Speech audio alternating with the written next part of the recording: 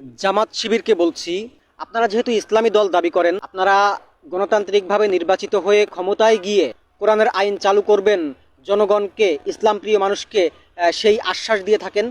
তো আপনাদেরকে একটা কথা বলতে চাই, আপনারা যেহেতু ইসলাম প্রিয়, কোরআনের হুকুম, আল্লাহর হুকুম মান্য করতে চান, সমাজে প্রতিষ্ঠিত করতে চান, সেক্ষেত্রে আপনাদেরকে একটা কথা বলবো।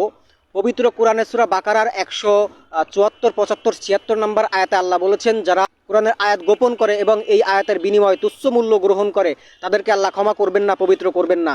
অর্থাৎ ধর্মের বিনিময় নেওয়া হারাম, পরিপূর্ণ রূপে ধর্মের বিনিময় নেওয়া হারাম। তাহলে আপনারা শুধুমাত্র এই একটা কথা বলেন যে ধর্মের বিনিময় নেওয়া যাবে না, ধর্ম ব্যবসা করা যাবে না। যেহেতু আপনারা কোরআনের পক্ষে, আল্লাহর হুকুমের পক্ষে, আল্লাহর হুকুম প্রতিষ্ঠা করার কথা বলেন, তাহলে এই একটা হুকুমের কথা আপনারা একটু বলেন যে ধর্ম ব্যবসা হারাম। দেখেন আপনাদেরকে কয়জনে ভোট দেয়।